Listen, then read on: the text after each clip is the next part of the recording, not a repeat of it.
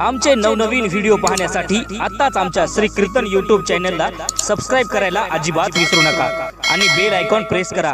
आणि बरं का मंडळी, व्हिडिओला लाईक आणि शेअर करायला अजिबात विसरू नका बरं का।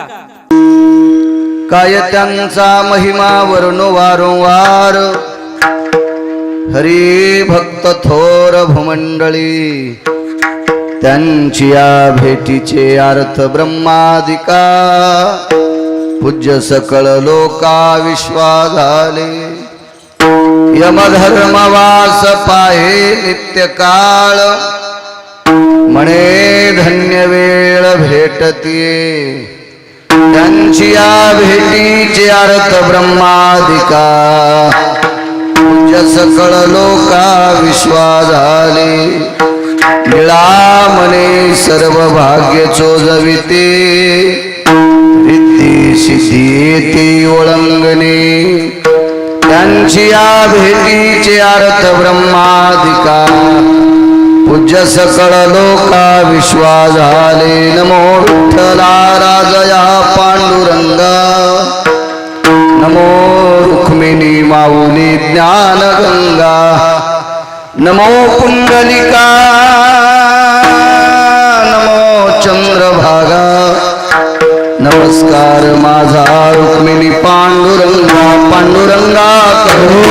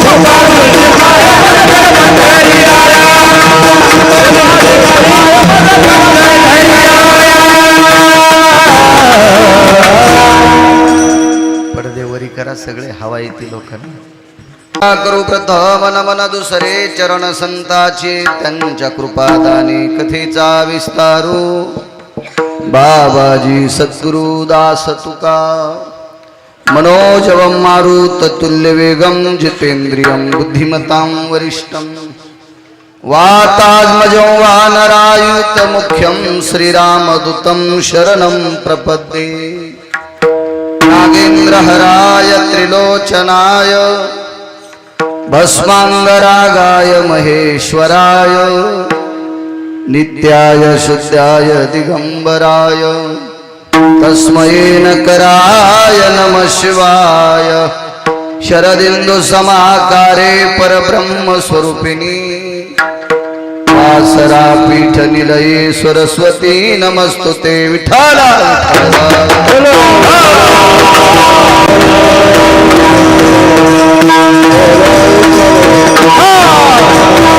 वैवाशित पावनाति भासती पंचानन समाना, तया श्रोत्याची आचरणी जाना, साष्टांग नमन करीतसु। वद्यभूषित पावनति प्रत्यक्षामरेंद्रा समान, तयाची आचरणी जान, साष्टांग नमन करीतसु।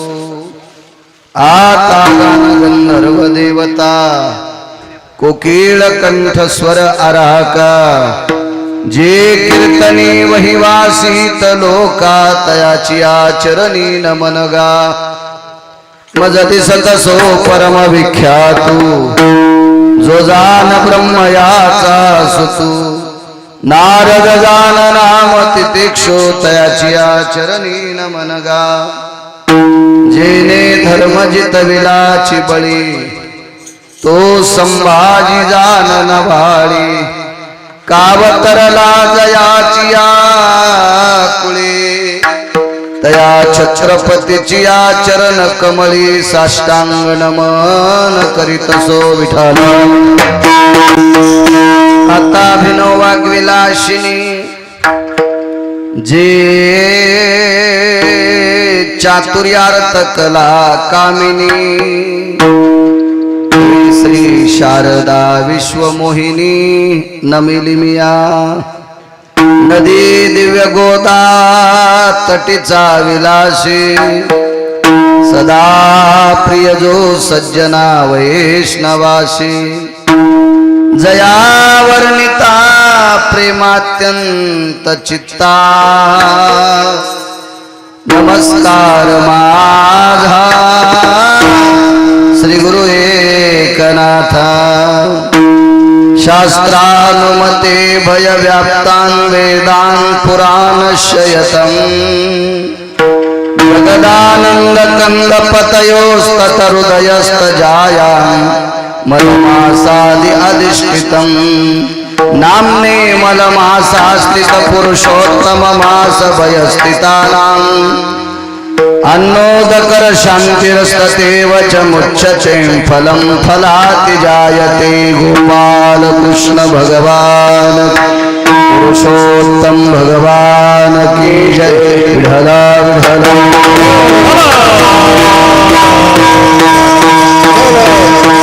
गायत्यांचा महिमा वर्ण वारंवार हरी भक्त थोर भूमंडळी त्यांची या भेटीचे अर्थ ब्रह्मादिका पूज्य सकळ लोका विश्वास झाले प्रस्तुत प्राप्त प्रसंग निवडलेला अभंग विश्वमान्य विश्वभूषण विश्वाधिकार विश्वप्रिय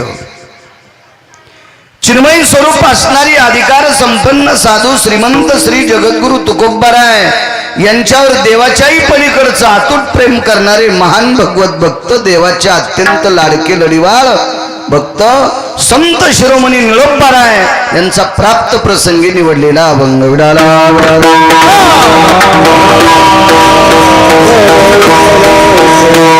प्राप्त प्रसंगी निवडलेला अभंग माझ्या निळोबारायांचा आहे.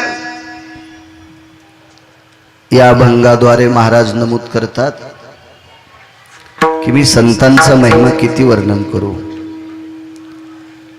या विश्वात सर्वात जर मोठा महिमा कोणाचा असेल तर तो संतांचा आहे. देव मोठा नाही असं मी म्हणणार नाही, पण देव किती मोठा आहे तो जर तुम्हाला ठाव केला असेल तर तो संतांनी केलाय. एक विशिष्ट प्रकारची खोळ पांघरून वैकुंठात बसलेला जगाचा मालक, विश्वाचा मालक, या सृष्टीचा मालक एक विशिष्ट प्रकारची खोळ पांघरून बसलेला होता. तो तुम्हाला जर कोणी ठाव केला असेल तर त्याचं एकमेव कारण आहे, साधन आहे, ती संत आहेत. फार मोठी संत आहे. बरोशे भाऊ तुम्ही राजकीय क्षेत्रात एखाद्या याच्यात जर उभं राहिले ते एकटे प्रचार करू शकत नाहीत. त्याच्यासाठी तुमची कार्यकर्ती असतात. तुमच्यावर अतूट प्रेम करणारी जी कार्यकर्ते आहेत, तो समाज आहे, ते तुमचा प्रचार करू शकत असतो, तो दाखवत असतो ही व्यक्ती आपल्याकडे आदरणीय आहे, आध्यात्मिक क्षेत्रामध्ये नाविन्य आहे, सामाजिक क्षेत्रात शिखर गाठलेली व्यक्ती आहे. या व्यक्तीकडे बघा अशी तुमच्या सानिध्यातली कार्यकर्ते तुमचा प्रचार करत असतात, लोकांना तुम्हाला दाखवत असतात. तसं विश्वाच्या मालकाला समाजाला दाखवून दिले. आपल्याला माहित नसता पडला जगाचा मालक. महाविश्वातला मालक वैकुंठातला असेल, तो काशीतले मालक असतील, तो पंढरपुरातला मालक असेल, सर्वसामान्य तुमच्या माझ्यापर्यंत जर त्याची ख्याती पोहोचली असेल तर ती मात्र संत आहेत. विठाला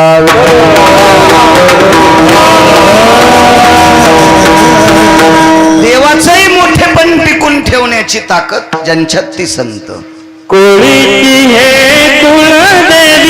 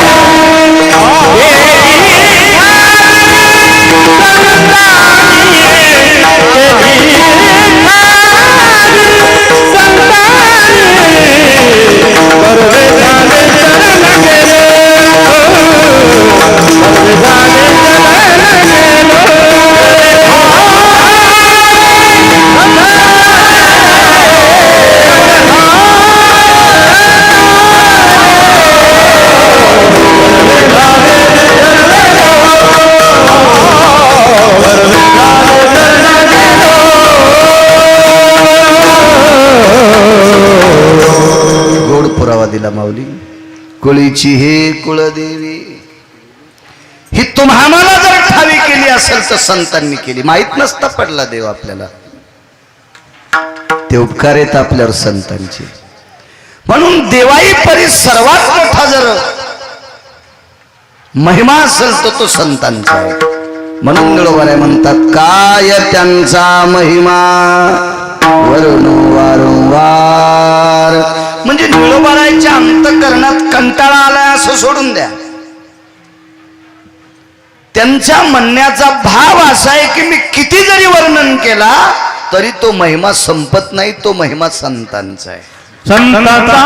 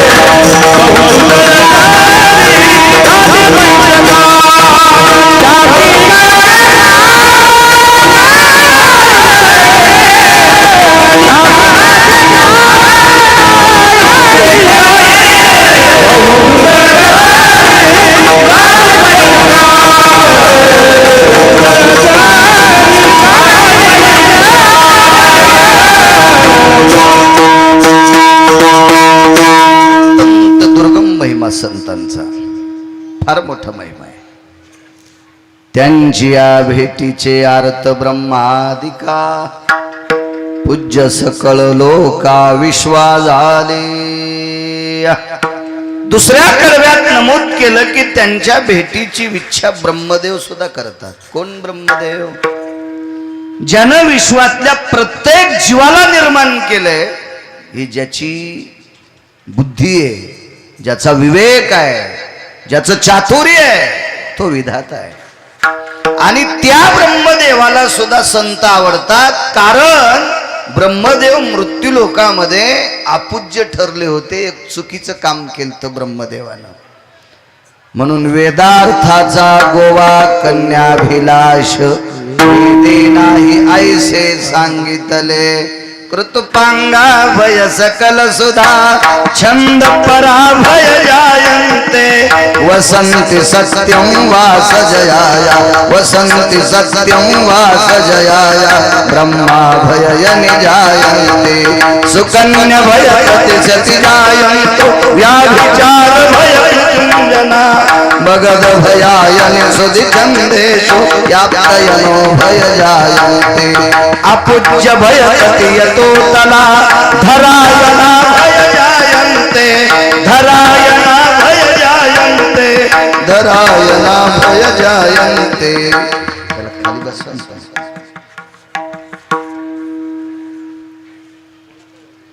या मृत्यू लोकामध्ये ब्रह्मदेव अपूज्य ठरले, अपूज्य. आणि संत विश्वात पूज्य आहेत. म्हणून ब्रह्मदेवाच्याही ध्यानात आला असेल आपण या संतांची भेट घ्यावी. तिसऱ्या कडव्यात यमधर्म वास किंवा वाट पाहे नित्य काळ. यम सुद्धा सारखी संतांची वाट पाहतो आणि ज्या वेळेला संत भेटतात मने धन्य वेळ भेटती. दक्षिणेचा राजा यम सुद्धा म्हणतो ज्या वेळेला मला संत भेटताल ती वेळ धन्य. कारण बरोशे भाऊ यमाला सुद्धा नालायक माणसं रोज भेटतात. कदरून गेलंय ते नालायकायला नेऊ कदरून गेलंय. हलकटांना, नालायकांना, बुजदिलांना नेऊ यम कदारलाय, कंटाळून गेलाय. त्याला चांगली माणसं भेटल्यावर प्रसन्न वाटते आणि ती चांगली म्हणजे संत आहेत म्हणून ती वेळ धन्य मानतो. निळा मने सर्व भाग्य चोजविती रिद्धी सिद्धी येती ओळंगणे. संत शिरोमणी निळोबाराय सांगतात जो देव करू शकत नाही ज्या भाग्याची बदल ती मात्र संत करू शकतात. हा साधा सोपा सरळ अभंगाचा अर्थ. विडाला आजचा हा परम पावन सात्विक मी मगाशी श्लोकात सांगितल्यानुसार शास्त्रो वेद पुराण शमतितार्थानाम मलमासाधि पवित्रयो. वेद असेल, शास्त्र असेल, पुराण असेल, ह्या सर्वाच्या मताने हा मलमास ज्याला आपण पुरुषोत्तम मास म्हणतो आणि आपल्या साध्या सरळ सोप्या भाषेमध्ये धोंड्याचा महिना म्हणतो. अशा या परम पावन पवित्र मासामध्ये आज प्रसादाचं आयोजन आदरणीय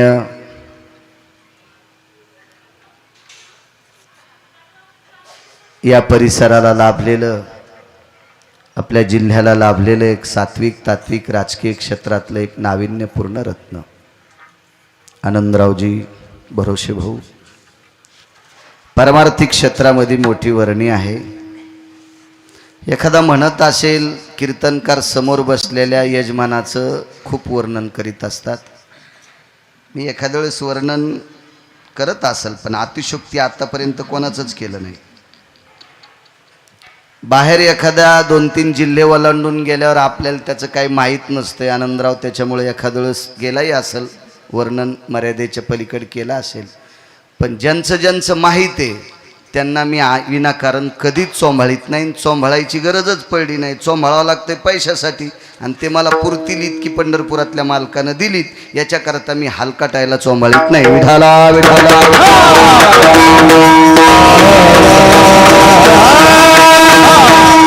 ज्याचं वास्तव आहे, जे खरं आहे तितक्या पुरतं वक्त्यांनी सांगत जावं. मग तो कुठल्याही पक्षाचा नेता असो पण खरं तितकं बोललं पाहिजे. माझ्या पारमार्थिक क्षेत्रामध्ये फिरत असताना वैकुंठवासी स्वर्गीय भाऊ तुमच्या वडिलांचं पारमार्थिक क्षेत्रात फार मोठं आबांचं काम होतं. विश्वाचं आराध्य दैवत पंढरी क्षेत्र, पांडुरंगाच्या दरबारात सुद्धा तिथं सुद्धा एक काहीतरी व्हावं अशी कल्पना गोडशी त्यांच्या अंतःकरणामध्ये. आणि मी जिच्या कृपेने बोलतोय ती ब्रह्मकन्या सरस्वती बासर निवासिनी मा भगवती सरस्वती माता. त्या परम पावन सरस्वती मातेच्या दरबारात सुद्धा तेलंगणा राज्यात सुद्धा पूजनीय वंदनीय प्रातस्मरणीय गुरुवर्य पंडित गुरु पारडीकरांच्या सानिध्यात भरोसे आबांचं फार मोठं काम. ते मी फार वेळेस बघितलं. एकदा मी शतचंडी केली त्यावेळेला तिथं आबांचा फोटो पाहिला, नाव पाहिलं, बघून विचारलं त्यांना. फार मोठं योगदान. म्हणजे जिच्या कृपेने मी महाराष्ट्रात फिरतो त्या जगदंबेच्या दरबारात सुद्धा मोठी वास्तू व्हावी हा व्यासंग स्वर्गीय आबांचा होता. त्याच्या पश्चात जिथं प्रत्यक्ष अन्नपूर्णा जाज्वल्य आहे, जाज्वल्य म्हणण्यापेक्षा अन्नपूर्णा तिथं प्रत्यक्ष पात्र घेऊन उभीच आहे, असं एक परम आदरणीय परम पावन प्रातस्मरणीय गोड असं क्षेत्र त्रिधारा क्षेत्र, इथे सुद्धा आबांचं फार मोठं नाविन्य आहे. अशा या परम पावन सात्विक सदाचारी पुण्यशील संप्रदायात वावरणारी व्यक्ती पूजनीय स्वर्गीय आबा आणि त्यांच्यात या यत योग्या स्थित पाला असित भवे स्थित लागलेलं रत्न आदरणीय आनंदरावजी भरोसे साहेब. मागच्यांनी जे केलं ते करा वाटत असतं, त्याच्या अंतकरणात, त्याच्या रक्तात, त्याच्या हाडात, त्याच्या पिढीत ते उतरत असतं. ते तुम्ही करत आहात. एक सप्ताह पाहिला मी परभणीतला. काका, परभणीत सप्ते खूप मोठे झाले असतील, पण माझ्या कळण्यात जो सप्ताह महाशिवरात्रीत आनंदराव तुम्ही केला तसा सप्ताह अजून परभणीत झाला नाही. एखाद्याला राग आला असेल तरी एवढं, कारण मी कुठल्याही पक्षाचा माणूस नाही. माझा पक्ष पंढरपुरातला आहे आनंदभाऊ. आपल्याला त्याचा रंग लागलेला आहे. तुम्ही राजकारणात यावा, तुम्ही खुर्च्यावर बसावा, आम्ही कीर्तन करावं, इतकंच काम. कीर्तन करायला जर सरपंच हवा वाटला असेल तर समजायचं ईस पिढ्याचं पाप उतू आलं. विठाला विठाला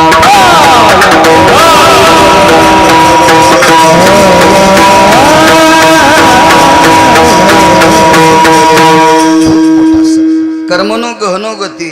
काका, नेमका माझ्या कीर्तनाच्या दिवशीत पाऊस आलता. तुम्हाला आठवत असेल नसेल, पण मला लक्षात आहे. पाऊस दुपारी पडून गेला. मंडप विस्तीर्ण होता. पंढरीनाथ खूप मोठा मंडप होता, जिथं वारकऱ्यांसाठी पर्यायी व्यवस्था आता शासन आपली वाटानं करते सोहळ्यात.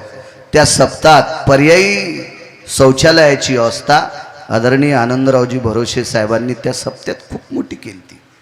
आणि दुपारी पाऊस पडल्यामुळं थोडा वलसर भाग मंडपात असल्यामुळं लोक बसणार नाहीत, याच्याकरता 5000 खुर्च्याचं नियोजन ते माझ्या डोळ्यानं पाहिलं.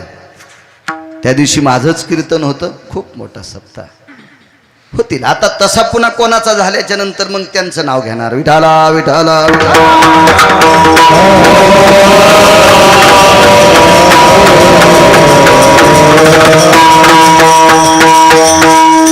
तुम्ही जसा सप्ताह केला तसा सप्ताह जिंतूर तालुक्यामध्ये एका स्वर्गीय आमदारांनी केलता. तोडीस तोड सप्ताह. त्या सप्त्यात एकादशीला 35 ते 40 क्विंटल खवा होता एकादशीच्या दिवशी. हे 2 सप्ते मी माझ्या डोळ्यानं तुमचा प्रत्यक्ष पाहिला. आणि त्यावेळेला माझा काही जाण्याचा योग नाही, पण ऐकिला तो सप्ताह. विढाला विढाला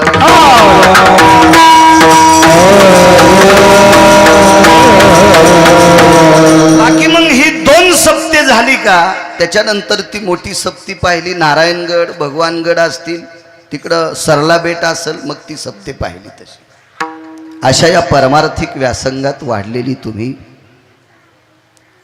राजकीय क्षेत्रातही तुमच्या बऱ्यापैकी पकड आहे. समाजावर आत्मीयता आहे, अंतकरणात त्यांच्याविषयी प्रेम आहे, भाव आहे. लोकांचाही तुमच्याकडे ओढ आहे, भाव आहे. आणि मुख्यतः आजचं पर्व सांगायचं झालं ते अधिक मासामध्ये एका पवित्र समाधीधन सद्गुरू साधूंच्या दरबारात, महात्म्यांच्या दरबारात गुरुवर्य सद्गुरू नामनिष्ठ समाधीधन मुक्त कैवल्य सद्गुरू रामभरोसे महात्म्यांच्या दरबारात आजचं अन्नसत्र आहे. मी फार दिवसापूर्वी स्वामीजी इथे एकदा एक कीर्तनाला आलतो. खूप दिवस झाले त्याला, फार दिवस झाले. त्यावेळेला मी ॲटो रिक्षानं फिरत होतो. विठाला विठाला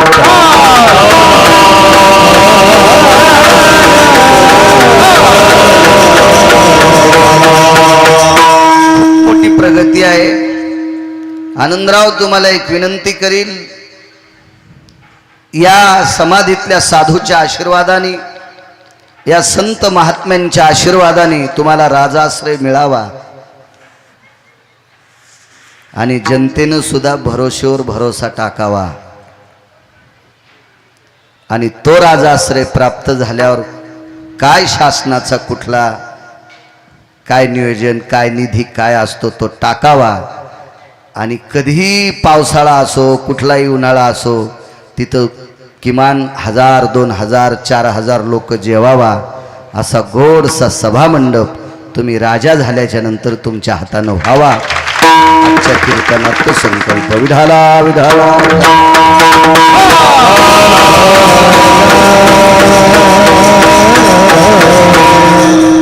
अशा वास्तू झाल्या पाहिजे. अशा संतांच्या दरबारामध्ये या पंचक्रोशीचं आराध्य दैवत आहे. भोळ्या भाळ्या साध्या सुद्या का शेतात काबाड कष्ट करणाऱ्या सर्वसामान्य जनतेचं दैवत आहे. आणि अशा दैवतावर भरोसे भाऊ मोठी वास्तू व्हावी ही तुमच्या सुद्धा अंतकरणात तो भाव असावा. तो भाव अंतकरणात खुणगाट बांधून ठेवा. त्या कृपेने तुम्ही निश्चित राजा व्हाल आणि राजे झाल्याच्या नंतर मात्र तितकं काम करा ही गिरगावकराची विनंती. विठाला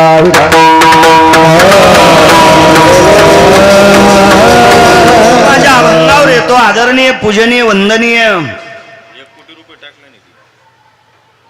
वा वा क्या बात आहे.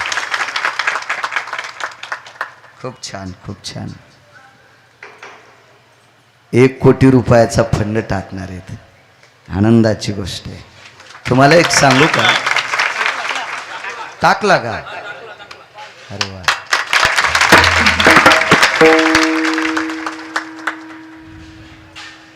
मागे एका कीर्तनात पंढरीनाथ बुवा मी ऐकलं, एक माणूस राजकारण्याला जरा थोडा खाली येऊन बोलला होता. पात्रता नसती बरं आपली बोलायची. मला असं वाटतंय ढोलकी वाजविणाऱ्यानं पकवाद्याची निंदा करायची नाही, पकवाद्यानं बी ढोलकी वाजविणाराची करायची नाही. कारण त्याला त्याचा अभ्यास आहे आणि पकवाद्याला याचा अभ्यास आहे. आपण आपल्या लोकांच्या चुका काढावं. दारू पिऊन भजन म्हणायला, चालू चालू भजनात तंबाखू चोळायला, कीर्तन चालू असताना व्हॉट्सअप खेळायला, सगळ्या पिढ्या नरकाला जात्या. इतक्या पुरतं आपण बोलावं, इतक्या पुरतं. ह्या लोकांचं इचकायची आपली पात्रता नाही, त्यांनी बी आपलं इचकू नये. तर काल परवा एक व्यक्ती मित्रच आहे माझा, तो बोलून गेला सहज. मी त्याला म्हणलं अरे बोलायचं नाही, अर्थभूता द्यावे दान, समाजाची सेवा करणं.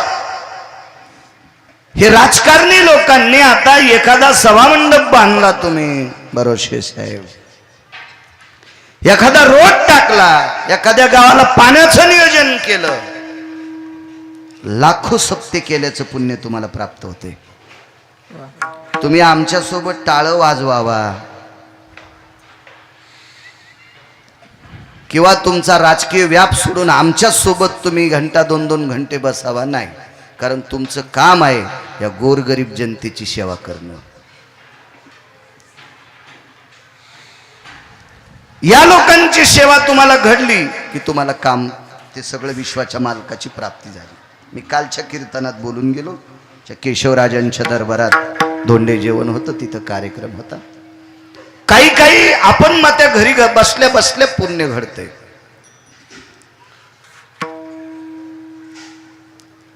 पंढरपूरला काशीला एखाद्याला जाण्याची इच्छा आहे आणि त्याच्याकडे पैसे नाहीत.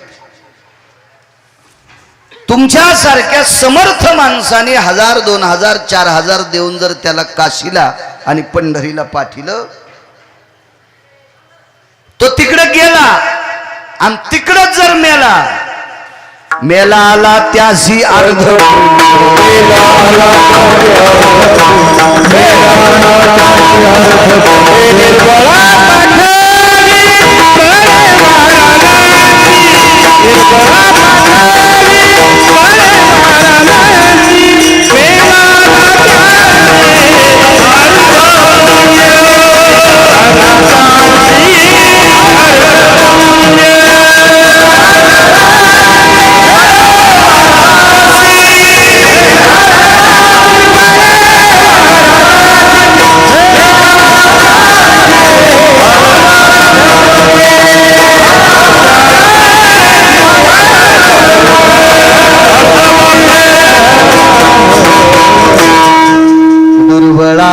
पाठवी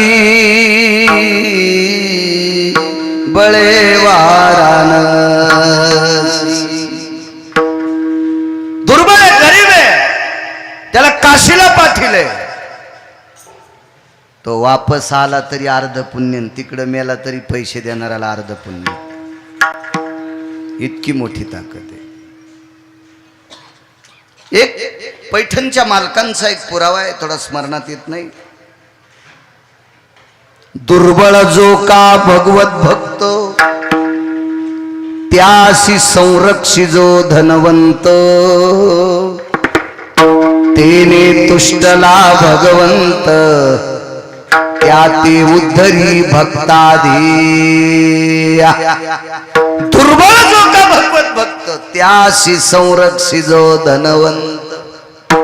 निष्ठावंत वारकरी साधू आहे, त्याला अडचण असेल, कपड्याची अडचण असेल, किराण्याची अडचण असेल, निवाऱ्याची अडचण असेल, त्याच्यावर जर त्याशी संरक्षिजो धनवंत, तेने तुष्टला भगवंत. त्याचं संरक्षण जर एखाद्या धनाढ्या व्यक्तीनं केलं तर तेने तुष्टला भगवंत. भगवंताला आनंद होतो आणि त्या ते उद्धरी भक्ताधी. नैवम गिरगावकर लिखितम. गिरगावकरांना लिहिलेलं नाही. भक्ताच्या अगोदर भक्ताचं संरक्षण करणाऱ्याचा उद्धार करतो. अशी मोठ्या माणसांनी देवानं चांगलं म्हणावा अशी कामं तुमच्या हाताने भरोसे साहेब घडत जावी आणि मग जगाच्या मालकाची कृपा आपोआप होत असते. विडाला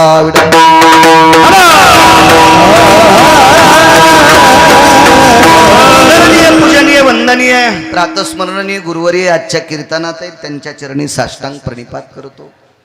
फार मोठा अन्न पूर्णेचा अधिष्ठान, त्रिधारेचे देव, अशा या अधिष्ठानावर ज्यांचं आरूढ आहेत, अगदी अविरतपणे घराचा सगळ्या गोष्टीचा त्याग करून अख्खं जीवन संस्थानला ज्यांनी सुपृत केलं, असे आदरणीय बापू सुद्धा आहेत. बापूंना सुद्धा प्रणाम. पुन्हा आदरणीय महाराज आहेत, त्यांना सुद्धा प्रणाम. वारकरी संप्रदायामध्ये एक वैष्णव टाळकरी म्हणून, वारकरी संप्रदायामध्ये ज्याला वैष्णव टाळकरी म्हणतात, असं एक गोडसं रत्न आपल्या परिसराला लाभलेलं आदरणीय वंदनीय काका सुद्धा आहेत, त्यांना सुद्धा प्रणाम करतोय. विडाला विडाला.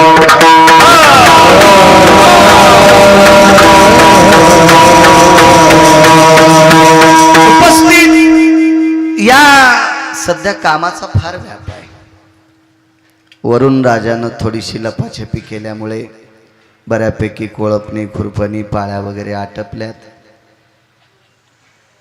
पुन्हा एकदा सद्गुरू समाधीधन राम भरोसे महाराजांच्या चरणी आपल्या सगळ्यांचा अंतःकरणापासून प्रणाम करा. सद्गुरुनाथ महाराज तुमची कृपा असू द्या. यांची कृपा असली की सगळे देव भेटेत. सद्गुरू राम भरोसे महाराजांनी जर निरोप दिला वरुणाला, रात्री थोडासा पडला सडा टाकल्यासारखा, आता त्यांनी जर निरोप दिला तर आज संध्याकाळी 8-10 तास जरी पाऊस पडला तर सुकणाऱ्या सोयाबीनी, उंची उफंटलेला कापूस हा वाढत राहील. तो सद्गुरू महाराजांनी तितकी कृपा करावी आणि वरुणाला सांगावं, वरुण राजा थोडेसे ढग हलव रे, माझ्या शेतकरी राजाला सुखी कर. ती करण्याची ताकद या समाधीत आहे, म्हणून त्या समाधीच्या चरणी साष्टांग प्रणिपात करा. विडाला विडाला. हे सगळा शेतकरी वर्ग आहे, आनंद भाऊ हा सर्वसामान्य वर्ग आहे. ह्या सर्व श्रोत्यांच्या चरणी साष्टांग प्रणिपात करतो. बऱ्यापैकी श्रोता वर्ग आहे. आदरणीय डॉक्टर चौधरी साहेब सुद्धा या ठिकाणी आलेत, त्यांना सुद्धा धन्यवाद प्रणाम. दुकानदार आदी करून सर्व बरीपैकी मंडळी सर्व आहे, परिचित आहेत. तारखेच्या संदर्भात आमचे धर्मपुरीचे कदम संपर्क करत होते आणि माझ्या अगोदर इथं हजरही आहेत. सारखं वारंवार संपर्क करत होते. मलाही येण्याचा योग झाला. या समाधीचं दर्शन मला झालं, या पवित्र स्थानाचं दर्शन झालं. माझं मत भाग्य. विठाला विठाला.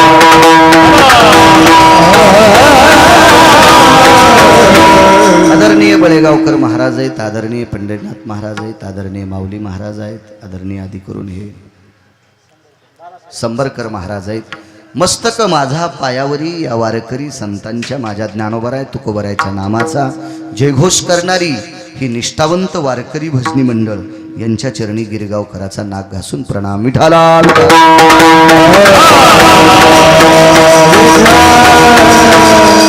बऱ्यापैकी आम्ही आल्यापासनं बरोशे भाऊ आमची फार सेवा केली, अत्यंत गोड. ज्यांच्याकडं या महाराष्ट्राच्या मातीमध्ये खाद्यपदार्थापैकी एक प्राप्त झालेल्या वस्तूपासून तयार केलेला पदार्थ ज्याला आपण झरीकर मसाला म्हणतो, ते त्या उद्योग क्षेत्रात नाविन्यपूर्ण आहे त्यांचं. इतकी सेवादारी व्यक्ती, इतकी सेवादारी, गायीवर प्रेम, मागची गायीचा गोठा दाखिला, सगळं अत्यंत प्रेम. झरीकर मसालेवाले तुम्हाला सुद्धा धन्यवाद. विठाला विठाला. काय त्यांचा महिमा, असं काय संतांचं की जे तिच्या आरती निळोबाराय म्हणतात की मी किती वर्णन करू. एक प्रसंग तुमच्या पुढे मांडतो. देहूतले मालक श्रीमंत श्री जगद्गुरु तुकोबराय, तुकोबरायांनी हे विश्व हरिनामाने ढवळून काढलं. एवढी मोठी व्याप्ती तुकोबरायाची. एक श्रीमंत कुळात जन्माला आलेलं रत्न. आणि पुढचा जर काल पाहिला तर अत्यंत गरिबीतलं जीवन. काय महिमा या लोकांचा. कामाच्या बाबतीत यांची वागणूक, यांचं बोलणं, यांचं चालणं, यांची कर्तव्याची धुरा, ह्या गोष्टी जर बघत राहिलं तर अख्खं जीवन परोपकाराकरता खर्च केले लोक. मी एक प्रसंग वाचिला महिपतीच्या चरित्रामध्ये. त्यांनी 250 ग्रंथ ज्या व्यक्तीने केले त्या व्यक्तीचं नाव महिपती महाराज. एक कवी होऊन गेले, मोठे संत आहेत. अशा संतांनी एक रेखाटलेलं एक चरित्र पाहिलं. तुकोबराय एका बाजाराच्या गावी गेले. त्या गावाचं नाव राहील 9 लाखाचं उमर. त्या गावाचं नाव आहे 9 लाखाचं उमर. त्या उमऱ्याला तुकोबराय बाजाराकरता चालले. एक म्हातारी स्त्री होती. म्हातारी. मग महिमा सांगतो या लोकांचा तुम्हाला. वागणं बघा या लोकांचं.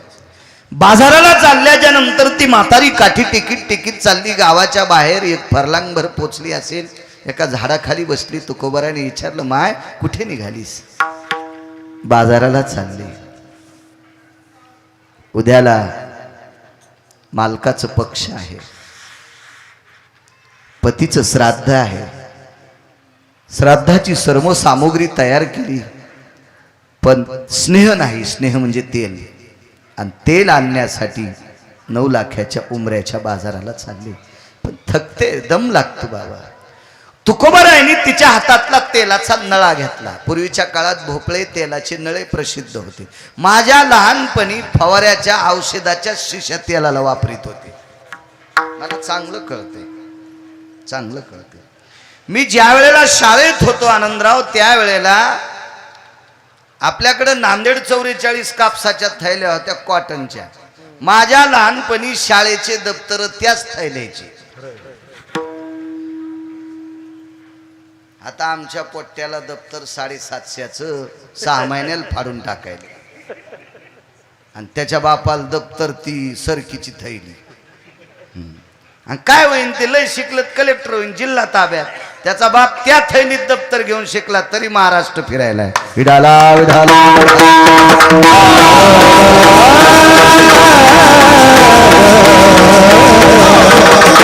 माणसं साधं जीवन जगत होते, पण ऐश्वर्याचं शिखर गाठत होती. ती आपली जुनी लोक होती आनंदराव. ती आपली जुनी लोक होती. आता काय झाले माहितीये का? अनावश्यक गोष्टीचा संग्रह करणाऱ्या नालायक अवलादी जन्माला आल्या.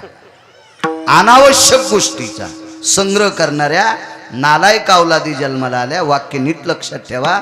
जगातला 5व्या क्रमांकाच्या श्रीमंताचं वाक्य, विश्वातल्या 5व्या क्रमांकाचा श्रीमंत आहे. नाव घरी गेल्यावर बघा. विश्वातला 5व्या क्रमांकाचा श्रीमंत सांगतो, अनावश्यक गोष्टीचा ज्यानं जास्त संग्रह केला, कालांतरानं आवश्यक गोष्टी त्या गोष्टीसाठी इकावं लागतात. ही अर्थशास्त्राचं नित्यस्थिती आहे. विठाला विठाला वाटत असेल लोकांना काळ असा भरगत चाललाय, अद्याप नाही. या कालाची रुंदी वाढली, खोली नाही वाढली. कुठल्याही गोष्टीची खोली वाढली पाहिजे, त्याला मर्मज्ञ म्हणत असतात. विठाला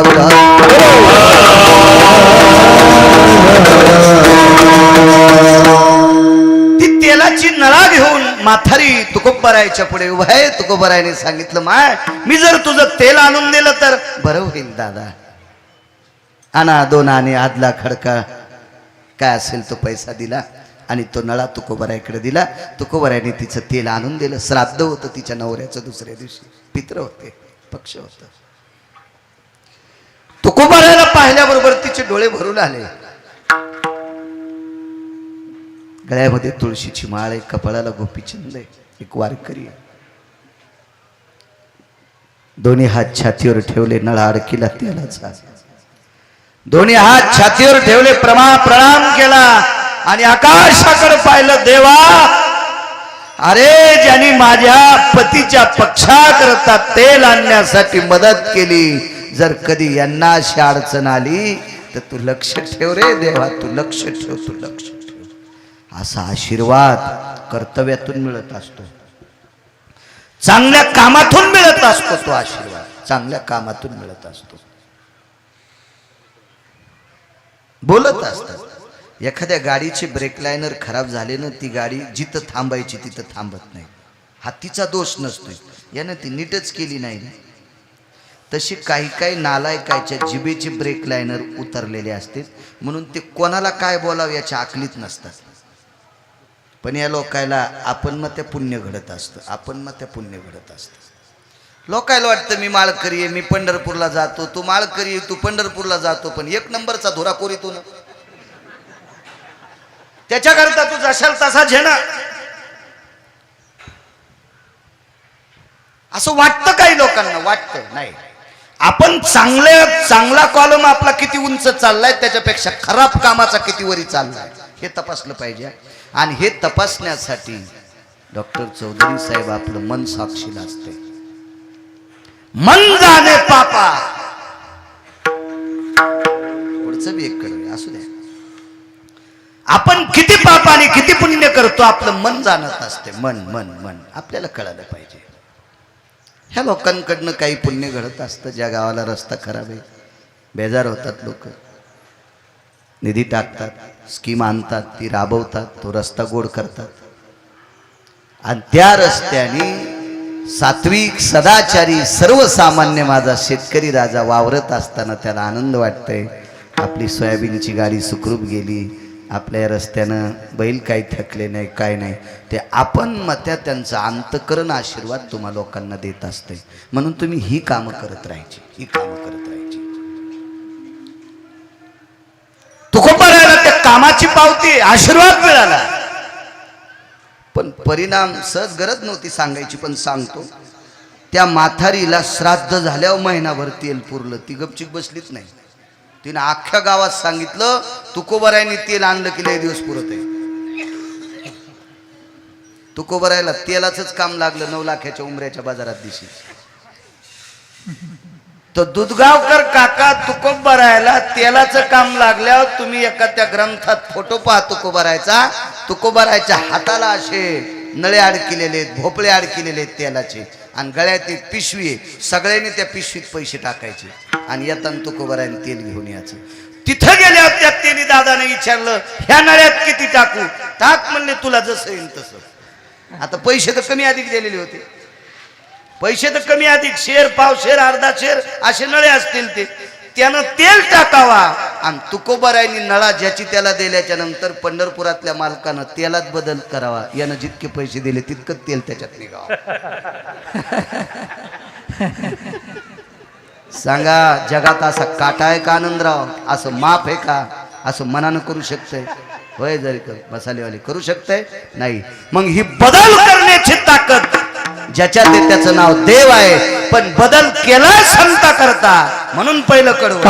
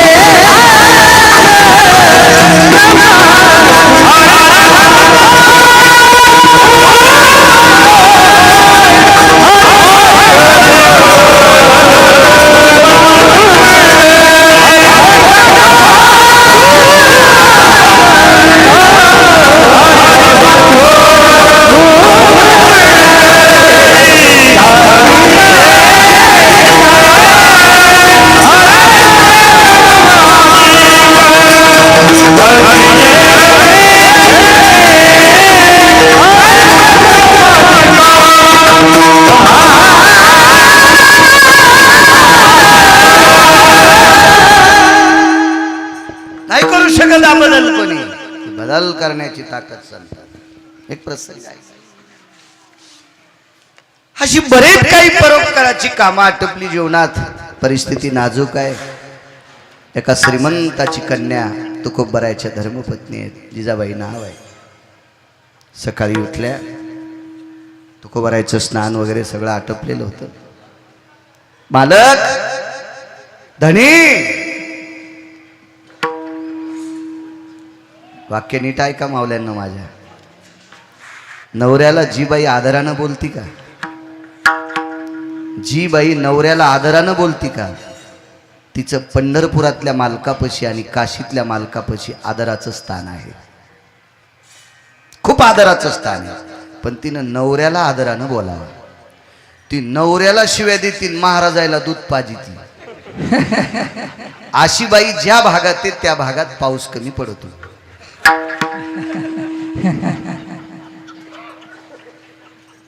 नवऱ्याचा आदर करायचा, आपल्या पतीचा आदर करायचा.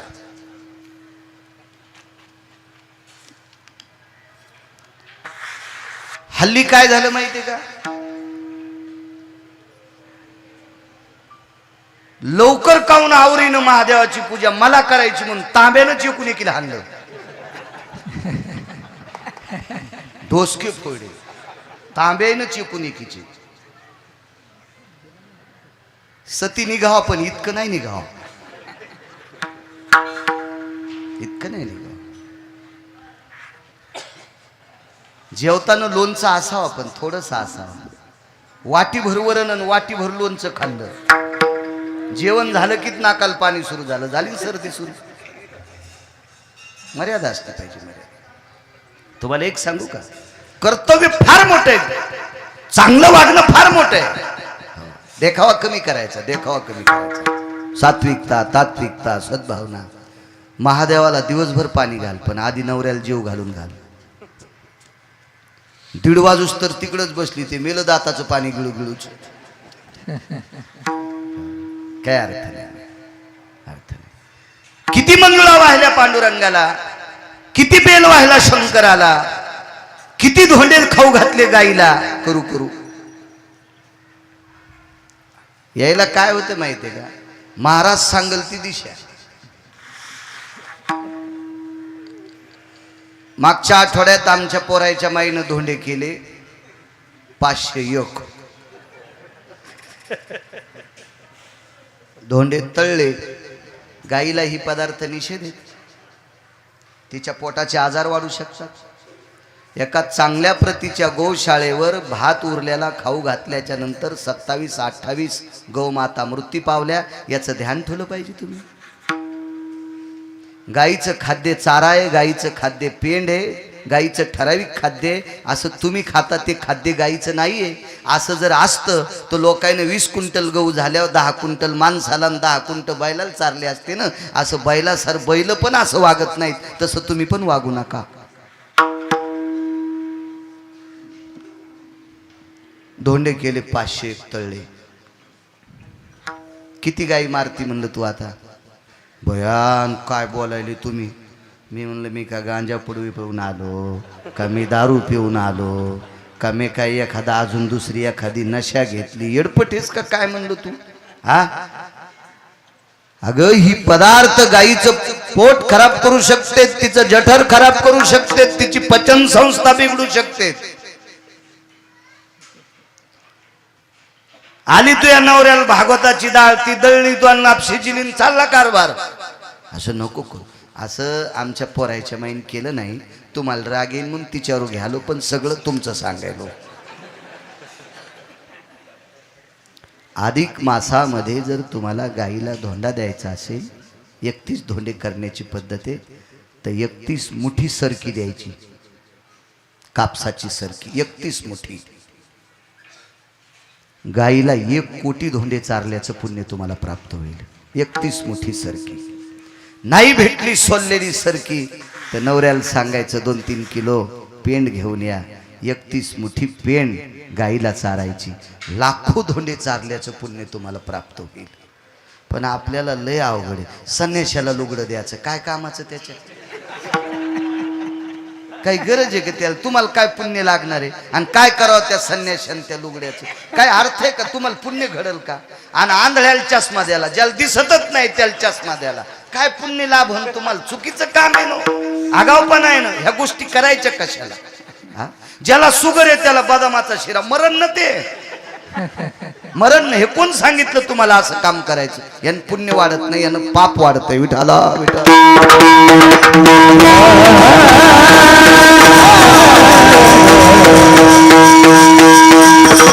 मला चांगलं कळतंय. नगर भोजन जर असलं ना माऊली, तर नगर भोजन असल्यावर गावात लेकर छोटे असले की दूध घरी पोचित होते आणि मारुतीच्या मंदिरापाशी 100-500 कडब्याच्या पेंड्या सोडित होते, गव्हाचे पोते सोडित नव्हते किंवा 2-3 क्विंटलाच्या चपात्या करून तूप लावून सोडित नव्हते. हा, गाईला नैवेद्य देत जा, पण गाईला तुपाचा थेंब लावून एक छोटासा गाईला नैवेद्य घोग्रास म्हणून देत असतात.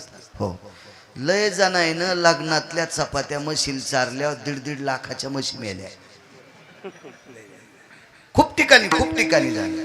गाई फुगल्या, बैल फुगले, काही करायचं नसते. असो, पहाटे सगळं आटपलं, तुकप भरायचं. धनी यायच्यावर निघलं होतं. नवऱ्याला धनी म्हणजा, मालक म्हणजा. धनी जाऊ द्याच्या श्रावण महिन्याच्या सुरुवातीपासून म्हणा, देव तुमचं चांगलं करील, खूप चांगलं करील. नवऱ्याला मालक म्हणायचं. तुम्हाला एक सांगू का, जवळच्यांचा जी आदर करतात का ती लोकांचा आदर करू शकते. तुम्हाला एक सांगू का, जो मायबापावर प्रेम करू शकतो तो दुसऱ्यावर करू शकतो. जुन्या माणसाचं मत आहे, जो मायबापाचा होऊ शकत नाही तो भारतातल्या कोण्याच माणसाचा होऊ शकत नाही. जी नवऱ्याचा आदर करू शकत नाही ती महाराजाला काजू टाकून जरी दूध देत असेल तरी समजायचं तिच्या हातात पाप आहे, ती नाही प्रेम करू शकत नाही. सगळ्यात मोठा आदर मालक. जिजाबाईनं मालक हा शब्द वापरला. मालक मालक मालक. वाक्य माझ्या माईंनो नीट ऐका. मी काय उपेक्षात्मक बुद्धीनं तुमच्या अंगावर बॉम्ब टाकत नाही, आणि जर उपेक्षात्मक बुद्धीनं तुमच्या अंगावर शब्दाचे बॉम्ब टाकत असेल तर माझ्या पदरात काय पापच पडेल ना? काय पुण्य लागणार आहे? कुठं माझा संसार सुखाचा होणार आहे तुमच्या शापानं? मी एक उपेक्षात्मक बुद्धी नाही, उपदेश वृत्तीने पुराण वाचून तुमच्या पुढे मांडणारा एक व्यक्ती आहे. भाकडवाद मी कधी सांगणार नाही तुम्हाला. जिजाबाई तुकोबारायला मालक म्हणायच्या. अवस्था 2 ऐका. बाई 3600 एकर ज्याला जमीन आहे, 3600 एकर ज्याला जमीन आहे, अशा व्यक्तीची पोरगी आहे. आणि तुकोबारायच्या जीवनात एकाच लुगड्यावर संसार करीत होती, तरी पण एवढ्या श्रीमंताची मुलगी इतक्या गरीब नवऱ्याची बायको मालक म्हणत होती. या 2 गोष्टीचा समन्वय आणा, तुमच्या अंतकरणात प्रकाश पडेल. मालक काय ग? ते आवले म्हणायचे. काय ग?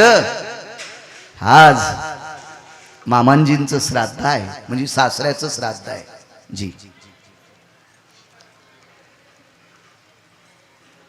हो म्हणे. मी रात्री 5-50 लोकांना अक्षत देऊन आलो. काय त्यांचा महिमा सांगायला? मी रात्री 5-50 लोकांना अक्षत देऊन आलो. पितराच्या अक्षदा संध्याकाळीच देतात, आदल्या दिवशी. लग्नाच्या अक्षदा पण आदल्या दिवशी. उद्या जर लग्न जायचं असेल तर संध्याकाळी भावकीला अक्षदा देत असतात. ते उद्या जर लग्न जायचं असेल त्याच्या 3 दिवसांना आधी भावकीच्या घरावर चिमणे हानीत होते. जिंच्या पॅन्टीवाल्यानं काही हो म्हणू नका, फक्त चिमण्या हाणायचं काम जुन्या लोकांना माहित होतं. चुना करायचे, एका बकेटात कालवायचे आणि ते घरी असू नसू चिमणी हाणून जायचे, म्हणजे तुम्हाला आमचं आमंत्रण आहे. ते 5-6 कार्यक्रम असायचे. डोकं धुवायचा कार्यक्रम असायचा, तेल सोड्या वाटायचे, यायचा कार्यक्रम असायचा. असे बऱ्यापैकी ही जी जुनी 16 संस्कारापैकी एक संस्कार आहे लग्न नावाचा संस्कार. ह्याच्यापैकी जी काही कामं केल्या जायची ना, ही यज्ञतुल्य कामं असायची. म्हणजे यज्ञ केल्यावर जे पुण्य प्राप्त होते का ते पुण्य प्राप्त होणारी कामं असायची. बांगड्या द्यायचा कार्यक्रम होता, बांगड्या भरायचा. गरीबाची स्त्री असेल, हातातले काकणं फुटले असतील, भरण्यासाठी पैसे नसतील तर लग्नात बांगड्या भरायची पद्धत होती. 5-5 बांगड्या भरायची पद्धत होती. यज्ञाचं काम आहे. ही नाविन्यपूर्ण कामं होती त्या काळात. ही सगळी कामं बंद पाडली आणि आता डीजे आणली. आता मोठ्याल्यांच्या लग्नामध्ये बायका सुद्धा नाचायला, शेवंतीला बायका सुद्धा नाचायला, ठेके धरू धरू. मला वाटतं ती श्रीमंताची बाई आता त्या तालात लग्नात नाचायली. हे जर लग्न वरून छत्रपतींनी पाहिलं तर त्यांना वाटत असेल माझा महाराष्ट्र कोण्या स्तराला गेलाय. विठाला विठाला जणीचा ग्रुप व्हावा. एक सुंदरसं गावात एखादं मंदिर जरी मोठं नसेल तर एखाद्याचा वाडा मोठा असावा, त्याच्यामध्ये 10-5 खानाची जोडणी असावा, ती जोडणी स्वतंत्र बायकांचं भजन घर म्हणून व्हावा आणि ते भजन करत असताना उभं राहून हरिपाठ वाचावा, उभं राहून नाचून गाथ्याचं भजन करावा. आया अधिकार पण तुमचा तुमच्यात. विठाला विठाला मालक धनी, उद्या मामांजींचं श्राद्ध आहे, इथपर्यंत आलतो. आणि रात्री हो ग, मी रात्री पितरांना अक्षता दिल्या. मालक एक बोलू, आवाज साऊंड सिस्टम छान आहे. आपल्याकडे पितराच्या सामुग्रीसाठी सीधा सामुग्री नाही, पीठ नाही, डाळ नाही, रवा नाही, तांदूळ नाही, काही नाही आपल्याकडे. असं तुकोबारायांनी खाली मान घालून सांगितलं, आवले मी शेतात जातो आणि एक विशिष्ट प्रकारची भाजी घेऊन येतो.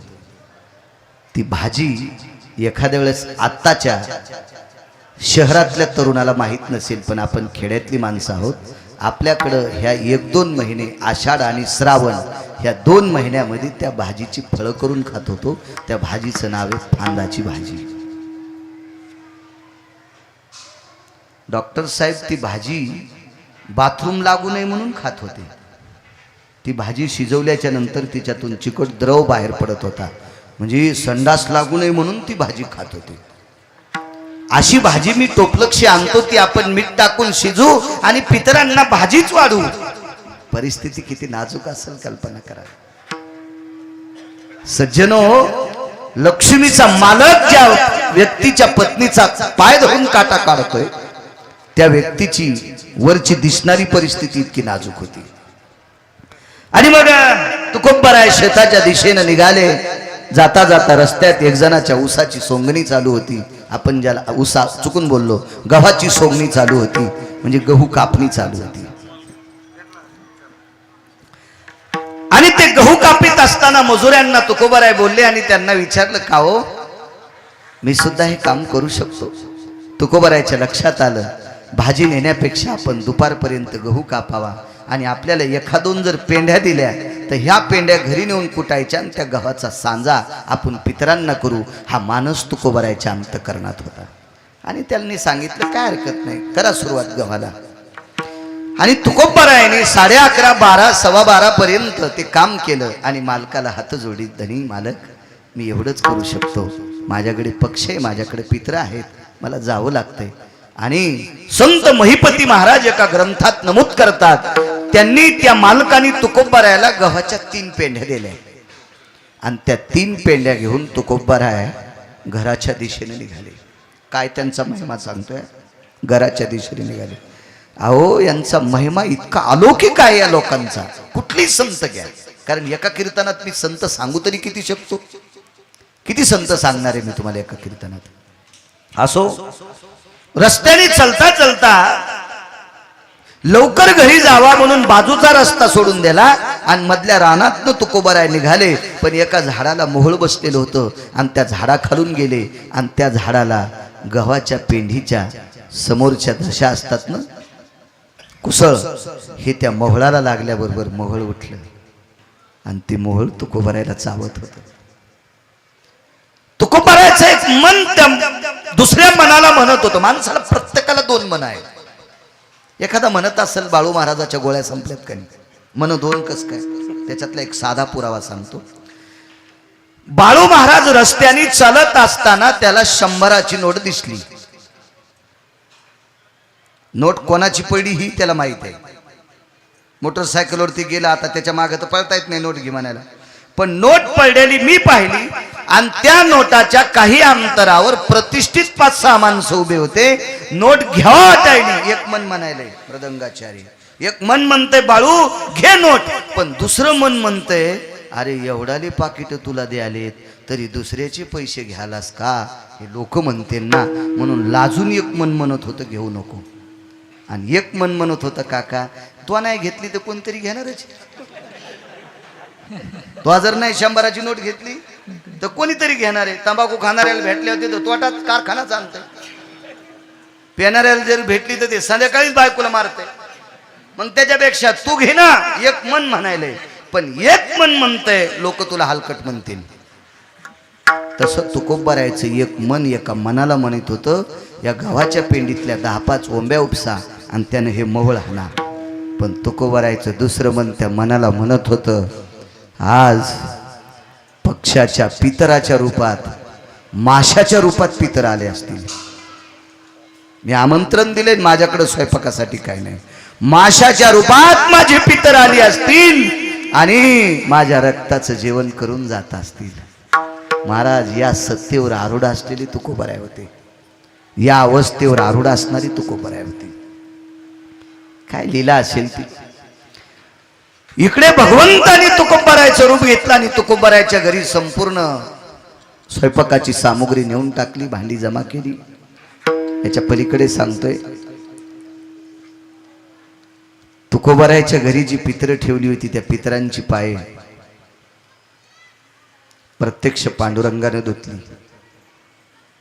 रूप मात्र तुकोबारायचं होतं. पितरांना गंधाक्षदा प्रत्यक्ष पांडुरंगाने केल्या, पितरांना जेवायला प्रत्यक्ष पांडुरंगाने वाढलं. देव तुकोबारायच्या घरच्या पितरांना जीव घालीत होता. आणि आता एखाद्या माणसाला जर पितर ठेवलं, ते म्हणलं नाही आपली काशी झाली, आपण पितराचं खातच नाही. ज्याच्या संग काशीला गेला त्याचे पैसे दिले नाही, आणि तो सुद्धा म्हणतो आपण काशीहून आलो तर आपण पितराचं खात नाही. ती लायकीच नाही ना. ती काय लायकी, काय लोक नियम सांगतील. परवाला एक जण म्हणला, तुम्ही अधिक मासात पण दाढी करता का? म्हणलो हो, केसाचा ना अधिक मासाचा काही संबंध नाही. अधिक मास इतका येडपट आहे का केसायला मान्यता द्यायला? ती इतका गदळ आहे का आपले केस पाहायला? एक जण म्हणला, श्रावणात पण दाढी करता का? म्हणलो हो करतो मी. नाही म्हणे, आपण अधिकात दाढी करत नाहीत, आपण श्रावणात करत नाहीत. आणि म्हणलो हो, धाब्यावाल्याचे बिल देत नाहीस. इतका नालायक आहेस ना तू. हो, नियम कोणते ऐकायचे माहिती तुम्हाला? जे ज्ञानोबरायनं सांगितलेत, जे तुकोबारायनं सांगितलेत, जे नामदेवरायनं सांगितलेत, जे चोखोबारायनं सांगितलेत, जे नाथ महाराजांनी सांगितलेत, जे सावता महाराजांनी सांगितलेत, जे रविदास महाराजांनी सांगितलेत, जे शेना महाराजांनी सांगितलेत, जे कबीरांनी सांगितलेत, जे मीराबाई, जनाबाई, मुक्ताबाईंनी सांगितलेत, ते नियम वारकऱ्यांनी ऐकायचे.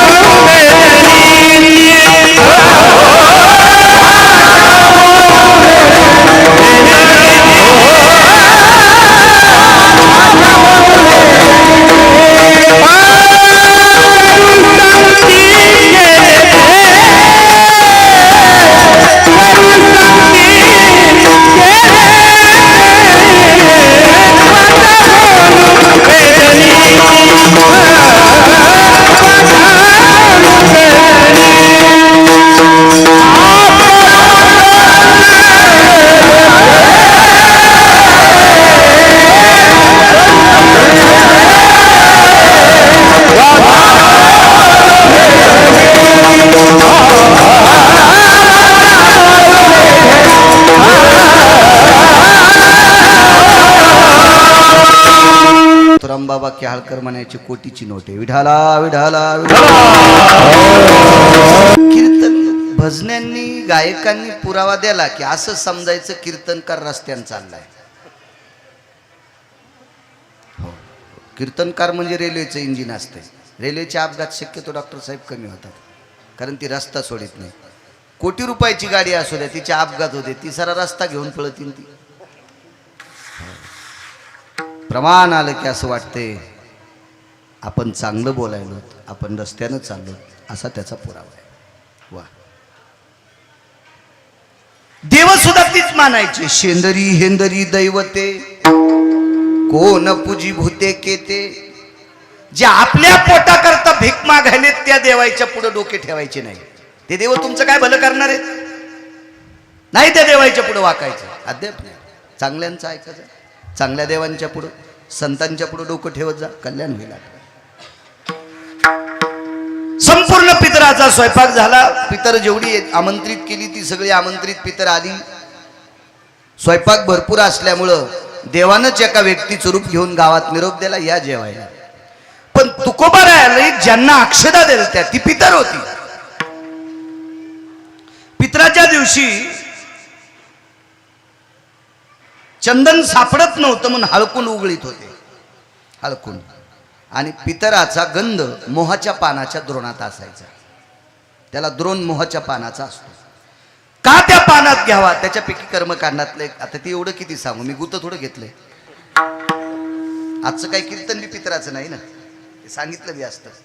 मोहाच्या पानाच्या द्रोणामध्ये त्याचा तो गंध असावा. चंदन उगळायचे. आता देवानं स्वतः चंदन उगळला असेल, हळकून उगळला असेल, आणि तो गंध तुकोबारायच्या रूपात पितरांनी त्यांचे पाय धुवून, पितरांचे पाय धुवून त्यांना गंध लावला. तर याच्या अगोदर तुकोबारायाकडे हेच पित्र, हीच लोक माऊली 5-4 वेळेस पंढरनाथ बुवा जेवली होती. तुकोबारायांनी त्यांना गंध लावला. पण आज त्या गंधाचा सुगंध त्यांच्या घरी दरवळतो. त्यांच्या घरचे म्हणते, कुठला गंध आहे, काय त्या गंधाचा सुगंध आहे, काय त्या गंधाचा सुगंध आहे. आता गव्हाच्या 3 पेंड्या घेऊन खरे तुकोबाराय घरी आले. पेंड्या दारात ठेवल्या, आवाज दिला, आवले जी धनी, जी जी जी, ये ग लवकर. आपण 2 जण मिळून ह्या वंब्या कुटू, याच्यातले गहू उपणू, याला लगेच भरडू, याच्या सांजा कर. सूर्यास्त व्हायचा राहिलाय, सूर्य मावळायच्या अगोदर पितर जेवले पाहिजे, याचा आपण सांजा करू. तुकोबारायच्या पत्नीच्या लक्षात आलं, मागचं आठवायलं का नाही यांना, गरिबी आठवायली का नाही. विचारलं, धनी एक बोलू तुम्हाला, अहो सगळ्या गावरान तुपातल्या पंगती आज पित्र जेवलेत आपल्याकडे, नुसत्या गव्हाचा सांजा कशाला करायचा. वेडे आहेस का, कोण किराणा आणला. तर थोड्या आश्चर्यचकित झाल्यानं सांगितलं, मालक एक बोलू, किराणा तुम्हीच आणला. स्वयंपाकाला मदत करू लागले. भांडे कमी असल्यामुळं काही लोकांकडनं भांडी मागून आणली. स्वतः पितराची पायी तुम्ही धुतली, पितरांना गंध लावला, पितरांना तूप तुम्ही स्वतः रांधलेलं आहे. तुकोबारायांनी तुळशी वृंदावनापासून पाठीमागं आपल्या धर्मपत्नीला दिलं आणि डोळ्यातून पाणी आलं. सांगितलं, आवले हे तोंडाला अंगाला जे वर्ण आहेत का, तर आता मोळाच्या माशा चावल्यात. जी, मी तुला भाजीची पानं आणायला जातो म्हटलो, त्यावेळेसपासून अमक्या अमक्या व्यक्तीच्या शेतात गहू कापत होतो, त्यांनी 3 पेंड्या दिल्यात, मी आता आलो, तू काय म्हणते. त्यावेळेला गावातली पितर साक्षी करता बोलवली आणि जिजाबाईनं सांगितलं, आमच्या मालकाला सांगा तुम्ही कुठं जेवलात म्हणून. त्या सगळ्या पितरांनी सांगितलं, तुकोबाराय याच्या अगोदर तुम्ही आम्हाला जेवायला बोलवत होता, त्याबद्दल मान्यता आहे. ते आयाई वर्षी तुम्ही बोलवलं, आजचे पदार्थ विशेष होते, आणि आजच्या एका गोष्टीमध्ये एक नाविन्य, आमच्या कपाळाचा जो सुगंध आमच्या घरात दरवळला आहे, तुम्ही गंध कुठून आणला. या म्हणले तुकोबाराय. आणि मग तुळशीपाशी उभं राहून विटेवरच्या मालकाची विनंती केली, देवा अरे थोडासा मुठभर परमार्थ करणारी माणसं श्राद्धाच्या बाबतीत चुकीचं बोलतात, पितराच्या बाबतीत चुकीचं बोलतात, पुण्यतिथीच्या बाबतीत चुकीचं बोलतात, एखाद्या लग्नातलं खात नाहीत, परान्नवर जे असे नाना प्रकारची नाटकं करतात. देवा तू जगाचा बाप असताना माझ्या वडिलांच्या पितृतिथीच्या दिवशी गावातल्या सामान्य माणसाचे पाय धुतोस. देवा तू कुठलं चंदन लावलंस रे, त्यांच्या घरात त्या चंदनाचा सुगंध दरवळतोय. यावं लागतंय परमेश्वर. आणि भगवान प्रगट झाले आणि तुळशी वृंदावनापाशी तुकोबारायच्या सानिध्यात पक्षस्थितीच्या तिची देवले. दृष्टांत संपला. महाराज वैष्णव तो साधू तो संत घरी नसताना त्या संताचं काम जगाचा मालक बाजूला सारतो, ही ताकद त्या संतात आहे. म्हणून पहिल्या कडव्यात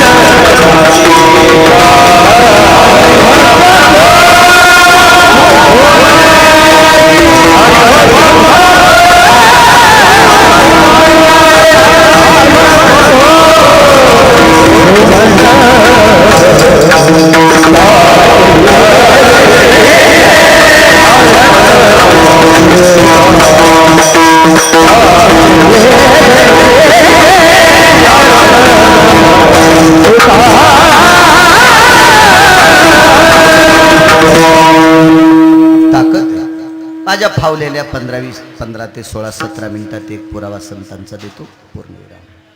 ज्या समाधीपाशी आपण कीर्तन करतो ही अलौकिक लोक आहेत, अवर्णनीय लोक आहेत. यांचा महिमा आपण वर्णन करू शकत नाहीत. एवढी मोठी व्याप्ती या समाधीतल्या लोकांची, या साधू लोकांची आहे. सज्जनो,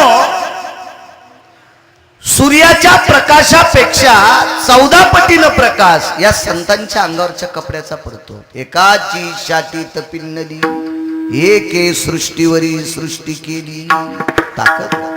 त्रेतायुगातला एक प्रसंग आहे सज्जनांनो. या गाद्यांचा अधिकार किती, या आखाड्यांच्या लोकांचा अधिकार किती असतो. काढोनी ढुंगाचे चिरगुट भिरकाविले नभी देख, ते चतुर्दश भास्करा परी लेख तेज कांती. कमरेला गुंडाळलेलं धुडकं या अधिकारी लोकांनी आकाशात फेकलं तर 14 सूर्य इतका प्रकाश पडतो. काय त्यांचा महिमा. या संत लोकांचा जर विचार केला तर देव सुद्धा खाली मान घालतो यांचं हे वैभव पाहत असताना. एक वारकरी पंढरीनाथ बाबा पंढरपूरला गेले. आपणही जातो. खूप गर्दी आहे आता सध्या वारीमध्ये. ज्ञानोबाराय तुकोबारायच्या सोहळ्यात खूप गर्दी असते. माझ्या 27 वाऱ्या झाल्या. भूषण नाही, मी सांगणं सुद्धा पाप आहे. वारीसाठीच आपल्याला जन्माला घातले आणि कशाला ते तोंडानं सांगायचो मी वारी करतो. मी वारी करीत नाही तो महाराजच नाही. वारी न करता जर कीर्तन करीत असेल तर ते समजायचं घुसखोर आपल्यात आलेत.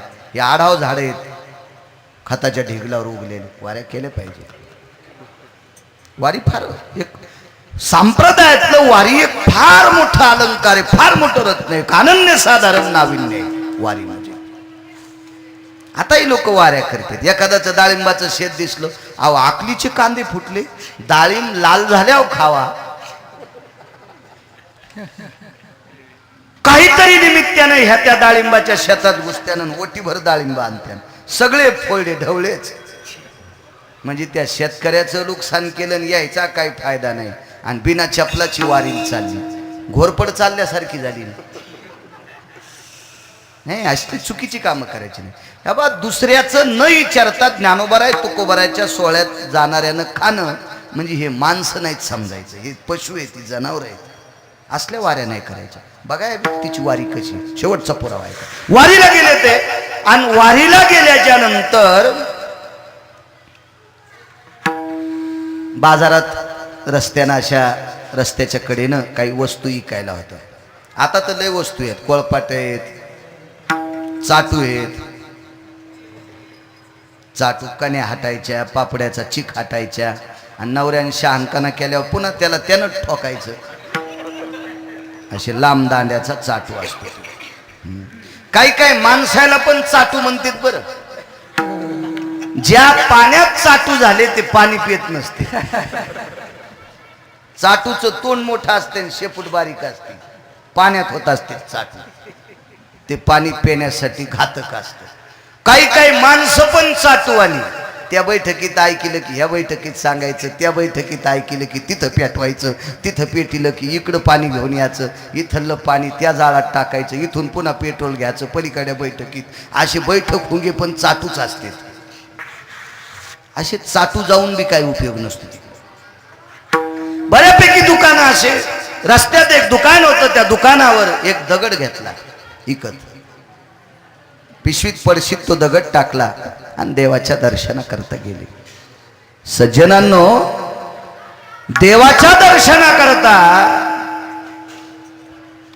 काका ते वारकरी गेल्याच्या नंतर भगवंतानं सांगितलं, या वारकरी या या या या महाराज या या असं शब्द वापरला. आल्याबरोबर प्रसन्नपणाने भगवान हसले. विटेवरचे मालक त्या वारकऱ्याकडे बघून हसले. या या या वारकरी या, येतो प्रभू या. तशीच ती वारकरी घरी निघली. घरी आल्याच्या नंतर सूर्यास्त व्हायच्या वेळेला घरी आले. नुकताच सूर्यास्त होऊ लागला.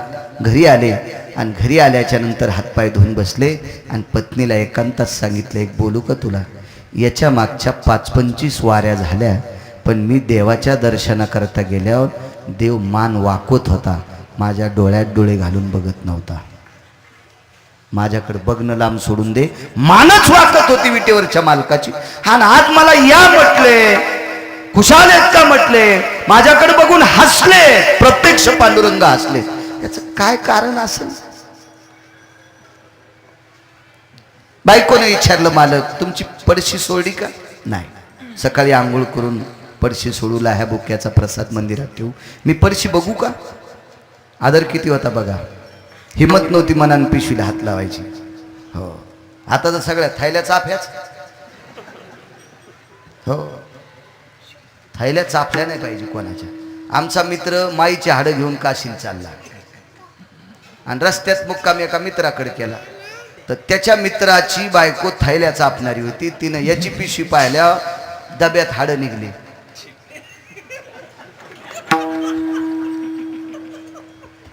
डब्यात हाडं निघले, डब्यात. ती म्हणली, बाई यांचा काय हलकट मित्र आहे, हॉटेलमध्ये जेवतो हाडं डब्यात आणि तू. तिनं ते हाडाचा डब्बा नालीत फेकून द्याला.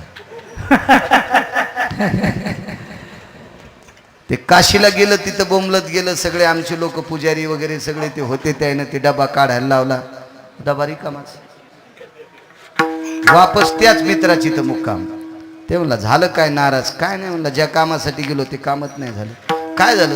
काय नाही म्हणे, डब्यातले हाडच गायब आहेत. मुक्काम कुठं कुठं केला? म्हणला, पहिला तू यायचे मा बायकुल थैल्या चाफायचा लय ना दे म्हणलं.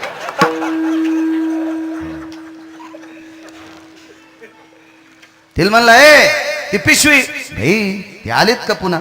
काय नालायक तुमचा मित्र, हॉटेलीत खातून हाडं घरी आणि तू. अरे त्याच्या माईचे हाडं होते म्हणला, चंडाळणी ते. त्याच्यामुळे अशा कोणाच्या थैल्या चाफा जाऊ नका. मालकाची पडशी विचारलं, मालक सोडू का? पडशी सोडणंच म्हणत होते ना. पडशी सोडायला अभिषेक करायचो, 4 माणसं जीव घालायचं, अशी पद्धत होती आपल्याकडे पूर्वीच्या काळात. सोडू का पडशी? पडशी सोडल्याच्या नंतर त्याच्यात एक दगड निघला. तो दगड होता दाढी करायचा, वस्तारा घासायचा. काय त्यांचा महिमा सांगतोय. तो दगड होता दाढी करायचा, वस्तारा घासायचा. त्या साधूचं नाव होतं सद्गुरु संत शेना महाराज. माऊली त्या शेना महाराजांचा देवपूजेचा मंत्रोच्चार इतका गोड होता की तो मंत्रोच्चार ऐकण्यासाठी विद्वान पंडित त्यांच्या घराच्या बाजूला बसत होते. इतका मंत्रोच्चार होता शेना महाराजांचा. वेदा पुनितो सगर्भे फलितो वयाना सुचारुयो समंगलेश सुमध्या सुजायतो धनं समाधिधनं शर्मण्ये नाम्ने राम भरोसे अधिष्ठितं मासोत्तम मासे अधिक मासे पुण्यफल प्रदायने सर्वस्थितो अन्न सत्रेण भयो यजमानस्तो आनंद भरोसे सकीर्तनो गिरगावकर शर्मण्यो नामने सयसवत विजनंदो नामनिष्ठा भजनानंदयो पंढरीनाथ शर्मण्यो बळगावकर शर्मण्यो मावली शर्मण्यो मृदंगाचार्य नाव माहित नाही तत्रादो शर्मण्यो भवहिते शिक्रियजना सबत्तोगन सर्वाया पुरुषास कामिनी सर्वस्थितो निष्ठा सरदयो सगर्भेषु सपुनितायां ललाट प्रपटले समाधिधनं राम भरोसे शर्मण्यो. गोड मंत्रोच्चार माझ्यासारख्या येडपटाचा इतका तर त्याचा किती गोड असेल. पुनित पुनित भयाना मंत्रोच्चारेण भयजनो सुवाणी सगर्भे येन भयोती चक्षुयं जजायते. जी वाणी ऐकल्याच्या नंतर पाषाणाची मूर्ती रडत होती. इतका अधिकार होता शेना महाराजांचा. पत्नीला सांगितलं, मालक हा दगड वस्तारा घासायचा आहे. मग एक सांगा, वस्तारा आपण दाढ्या कटिंग करून मिळालेल्या द्रव्यानं आपला संसार धकवतो, हे त्या दगडाचं आपलं फायदा आहे. मग हा संसारातली सोय करण्यासाठी दगड आणण्यासाठी गेलतात का वारीला गेलतात? महाराज त्या बाईचा अधिकार बी काय असेल कल्पना करा. पोरानं मंदिरात गेल्यावर चांगला बूट आणला तर पोराची माय म्हणली हे बापाची सोय झाली मई कुठे. पोरानं तिथून पुढं बुटन चपला माईला घेऊच दिल्या नाही बाजारातून. आणि हे म्हातारे झाल्यावर पोरानं ATM फोडलं आणि पोरग मग येरोड्याच्या जलात अडकिलं. आणि त्या गावात मी कीर्तनाला गेलो मला म्हणली महाराज एकुलतं एक पोरग हो बघा ना ATMच फोडलं. मी म्हणलं बाई पहिल्यापासून काय करीत होतं. काय नाही चपला बुटं चोरीतच होतं. मग तवाच तो थुतरीत हांडी असती ना तर हे काम करीत नव्हतं. काय वागणं असेल माझ्या माईनं. तुम्ही सामान्य नाहीत सामान्य नाहीत. मी बऱ्यापैकी कीर्तनात बोलत गेलोय. या देशातली सर्वात मोठी जड श्रीमंती काय असेल तर तुम्ही आहात. तुम्ही आहात तुम्ही आहात. या समाधीतले साधू सुद्धा तुमच्यातल्याच एका माऊलीच्या पोटी जन्माला आलेले. इथं बसलेली ही महात्मे हे सुद्धा तुमच्यातल्याच एका माऊलीच्या पोटी जन्माला आलेत. श्रावणात अधिक आलाय. आता श्रावण आहे. श्रावण महिन्यामध्ये भगवान शिवशंकराची उपासना करतात. विष्णूची उपासना मार्गशीर्षमध्ये मासानाम मार्गशीर्षो विभूती सांगितली. तर भगवान शिवशंकराची सावली जगाला आहे. चौधरी साहेब विश्वाला शंकराची सावली.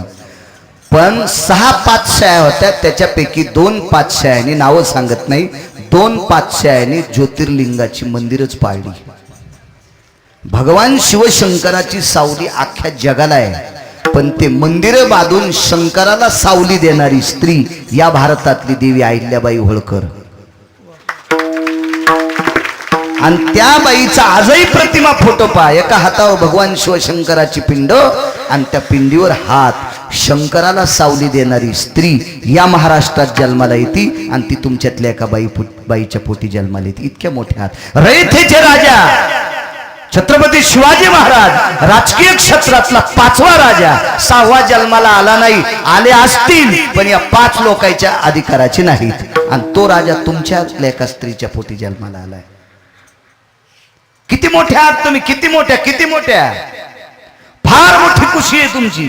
फार मोठं हृदय आहे तुमचं. फार मोठी व्यापकता तुमची आहे. सामान्य नाही. ज्या घरी कुलस्त्रिया राज्य राणी व संपत्ती. इतकी मोठी व्याप्ती आहे तुमची. काय बाई असेल मालक. याच्या अगोदर ज्या वाऱ्या केल्या त्या वाऱ्याच केल्या. कालची वारी नव्हती. काल तुम्ही तुमच्या कामासाठी गेलते. त्याच रात्री घरी न जेवता तो पडशीत दगड टाकला आणि पंढरपूरला चालत चालत सेना महाराज गेले आणि दगड हातात घेतला आणि दगडाचं दर्शन घेतलं. त्याचं कारण सांगतो. दगडामुळं 2दा वारी घडली. काल एकदा आलो आणि दगड टाकण्यासाठी पुन्हा आणि मग दगडाला नमस्कार केला आणि चंद्रभागेत टाकला. स्नान केलं आणि मंदिरात आले. त्यावेळेला विटेवरच्या मालकाची मान वाकलेली होती. दृष्टांत संपला. सज्जनाओ आध्यात्मिक कार्यामध्ये भजन क्रियेमध्ये वारी प्रसंगामध्ये इतकी पकड होती भक्तीमध्ये की जगाचा मालक त्या साधू पुढे मान वाकवत होता. ती संत सेना महाराज म्हणून मालक पहिल्या कडव्यात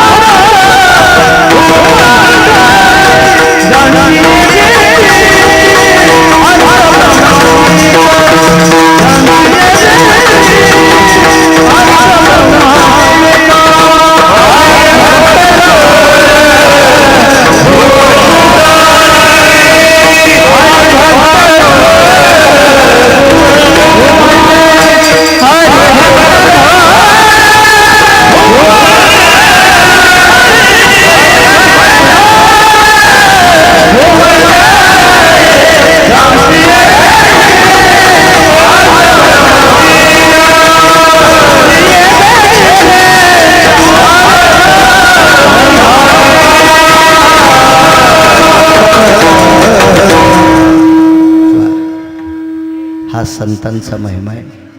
अत्यंत टोकाचा महिमा तो संतांचा आहे. सज्जनांना वेळ संपलेली आहे. एवढी मोठी माणसं जेवायचीच. आदरणीय राजकीय क्षेत्रातलं एक नाविन्यपूर्ण रत्न आनंदरावजी भरोसे साहेब, त्यांच्या प्राप्त अर्थातून आजचं हे अन्नसत्र हा सद्गुरू पूजनीय वंदनीय प्रातस्मरणीय सद्गुरू राम भरोसे महाराजांचा हा प्रसाद त्यांच्या वतीनं आज आयोजित केलेला आहे.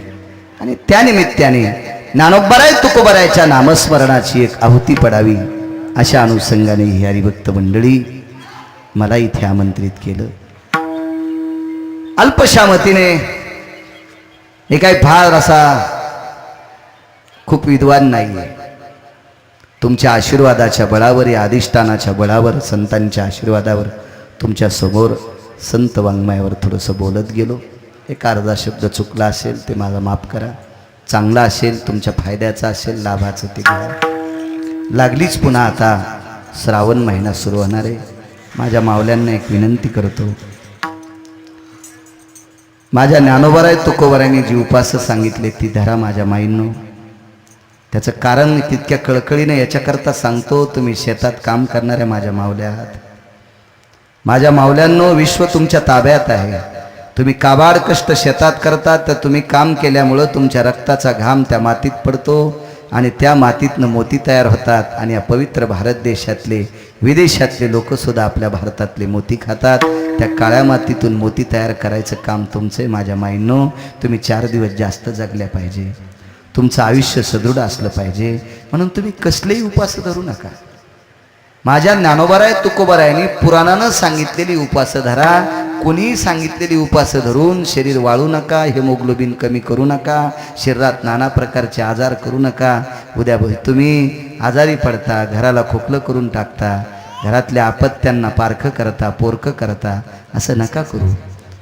किती उपास, किती उपास, किती उपास. आपल्याकडं श्रावण नावात महिन्यामध्ये आणि एरवीसुद्धा सोमवार हा उपास ज्ञानोबराय तुकोबरायांनी सांगितलेला उपवास आहे.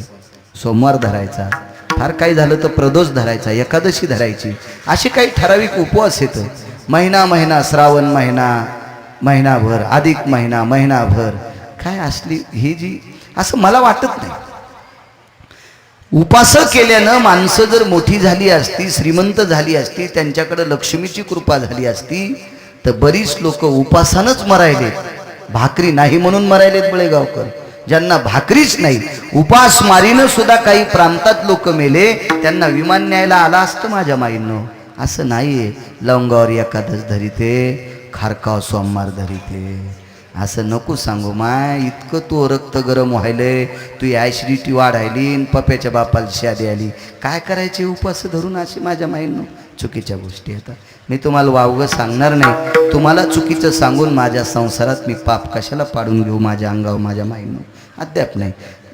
देवानं सांगितलं, संतांनी सांगितलं, शास्त्रांनी सांगितलं, वेदानं सांगितलं, सर्वात मोठी गोष्ट सांगतो, पुराणानं सांगितलं ते ऐकायचं. पाहावे पुराणी विचारोनी. पुराणाच्या व्यतिरिक्त वारकरी संप्रदायातल्या एकाही व्यक्तीनं अनावश्यक गोष्ट करायची नाही. हे तात्विक सात्विक भावानं लक्षात ठेवा जा, मी तुम्हाला विनंती करतो. उद्याच्या अधिक मास, श्रावण मासाच्या सुद्धा कोटी कोटी शुभेच्छा तुम्हाला देतो. तुमचे आशीर्वाद मला प्राप्त व्हावा. मी एक छोटंसं काम हातात धरलंय. पैसे मागणार नाही. पैसे माझ्याकडे विटेवरच्या मालकाने मला सध्या तरी भरपूर दिलेत. उडतील तर पाहू. सध्या तरी भरपूर दिलेत. फक्त ते काम गोड असं माझ्या हातानं व्हावा, तो आशीर्वाद मला त्यांचा मिळावा आणि ते पूर्णत्वाला जावं असा आशीर्वाद तुम्ही गिरगावच्या बाळूला द्यावा, अशी अधिक मासाच्या पर्वणीवर तुम्हाला विनंती करतो. तुमच्या चरणी झालेली सेवा सद्गुरू रामभरोसे संस्थांच्या चरणी, या समाधीच्या चरणी, या महात्म्यांच्या चरणी माझी झालेली सेवा समर्पित करतो. आदरणीय आनंदरावजी भरोसे साहेब एक वारकरी संप्रदायातल्या एका नाविन्यपूर्ण स्वर्गीय आबांचे सुपुत्र आहेत. पारमार्थिक क्षेत्रात फार मोठं त्यांचं नाव होतं. इकडे महाराजांना मंदिर बांधण्याची फार मोठी भावना होती, तळमळ होती. आपले ते जवळेकर महाराज, बाजीराव महाराज, हो, त्यांना खूप मोठी आत्मीयता होती. त्या पैठणच्या वास्तूसाठी सुद्धा आदरणीय भरोसे आबांनी खूप मोठे अतूट प्रयत्न केले आणि अशा आशीर्वादातून या पवित्र कुटुंबातलं एक रत्न आदरणीय आनंदरावजी भरोसे भाऊ आहेत. त्यांनी आजचा प्रसाद केला. सर्वांनी हा प्रसाद सद्गुरू राम भरोसे महाराजांचा प्रसाद आहे. प्रसाद घेतल्याशिवाय जाऊ नका. अधिक मासाचं पर्व आहे. हा प्रसाद घ्या. मला असं वाटतं जास्तीत जास्त तरुणांनी 2 पंक्ती होईपर्यंत वाढा. काय होतं माहिती आहे का, रेलचेल झाल्यामुळं गर्दी झाल्यामुळं प्रत्येकाला बसावंसं वाटतं, वाढण्याची थोडीशी अडचण येते. म्हणून मला काय त्यांनी सूचना केली नाही, माझ्या मनानं सांगतोय. कालचं माझ्या लक्षात आलं की बऱ्यापैकी सगळेच बसल्यामुळं वाढायला थोडीशी अडचण येतच असते आणि तरुणांनी जास्तीत जास्त 2 पंक्ती जर वाढल्या तर आपल्यालाही त्याच्यातलं पुण्य प्राप्त होते. पंढरपुरातल्या मालकांनी पांडवाच्या यज्ञात पात्र उचलली पुण्य प्रदान आपल्याकडे घेण्यासाठी. तसं काम तरुणांनी वाढण्याचं सुद्धा करा. तुम्हाला विनंती करतो आणि पुनश्च एकदा तुम्हाला एक विनंती करतो, निष्ठेनं जाता जाता या समाधीला नमस्कार करा की हे सद्गुरू राम भरोसे महाराज, तुमच्या चरणी आमचा साष्टांग प्रणिपात. या प्रांतामध्ये, या महाराष्ट्राच्या मातीमध्ये, या भारत देशामध्ये गोड असा वरुणाला विनंती करून पाऊस पाडा. माझ्या काळ्या मातीत रक्ताचा घाम करून मातीत टाकणारा माझा शेतकरी राजा सुखी करा, अशी या समाधीच्या चरणीवर प्रार्थना करा ही तुम्हाला विनंती करतो. ज्ञानेश्वर विढोबा